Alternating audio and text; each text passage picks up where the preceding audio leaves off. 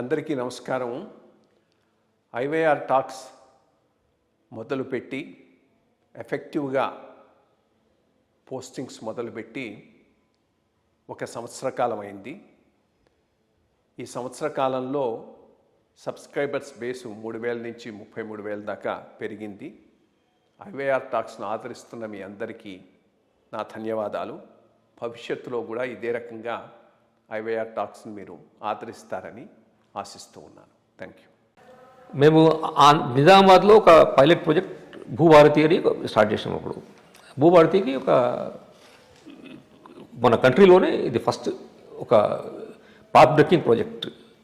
దానికి సమగ్రమైన ఆ సిస్టమ్ చేంజెస్ రావాలని, ల్యాండ్ రికార్డ్స్ మనం ల్యాండ్ ఎట్లా చేస్తున్నామో సమగ్ర చేంజెస్ రావాలని ఆ ఉద్దేశంతో ప్రిపేర్ చేసిన ప్రాజెక్ట్ అది.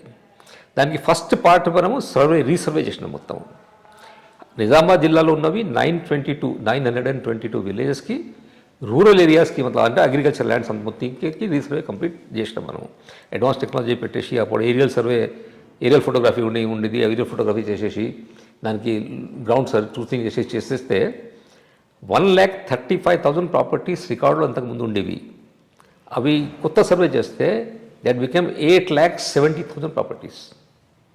అంటే ఆ సర్వే చేయకపోవడం వలన about 80% of property was not on records. So అదే మనం చూసుకుంటే దాదాపు only 20% of the property in Telangana area are on the records. అంటే దానికి ఒక మ్యాప్ ఉంది, దానికి ఒక ప్రత్యేకంగా సర్వే నెంబర్ ఉంది. దానికి మనం మళ్ళీ దానికి డిమార్కెట్ చేయాలంటే, దానికి మళ్ళీ గ్రౌండ్లో ఎట్లా ఉంది చూడాలంటే ఓన్లీ 20% ప్రాపర్టీకి చేయవచ్చు. మిగతా 80% ప్రాపర్టీస్కి మనం చేయలేము. ఇప్పుడు ఎట్లా ఉంటుందంటే బిట్వీన్ ద టూ నైబర్స్లో ఏదైనా క్వారల్ వస్తే, డిస్ప్యూట్ వస్తే, బౌండరీ డిస్ప్యూట్ వస్తే సింపుల్గా వాళ్ళు వెళ్ళి ఒక సర్వేకి అప్లై చేసుకుంటారు. సర్వే వాళ్ళు వచ్చేసి రికార్డ్ చూసేసి దాని ప్రకారం గీత గీసి ఇది నీ బౌండరీ, ఇది నీ బౌండరీ అని నిర్ధారిస్తే ఆ డిస్ప్యూట్ తెగిపోతుంది. ఆ పరిస్థితి తెలంగాణలో లేదు. ఎందుకంటే గవర్నమెంట్ రికార్డ్స్ లేవు ప్రాపర్టీస్కి. అబౌట్ 80% ప్రాపర్టీస్ రికార్డ్స్ లేవు. కాబట్టి ఎనీ ఎక్సర్సైజ్ చేసినా కూడా తెలంగాణలో ఫస్ట్ ఇది ఆ ప్రాపర్టీస్ని రికార్డులో రావడం కంపల్సరీ. ఎట్లా రావాలంటే మనం సబ్ డివిజన్స్ చేసేసి తీసుకురావచ్చు, లేకపోతే హోల్సేల్ రీసర్వే చేసి తీసుకురావచ్చు. అంటే ఇప్పుడు రీసర్వే చేయాలా లేకపోతే ఆ సబ్ డివిజన్ ఇన్కార్పొరేట్ చేయాలా, that's a matter of convenience.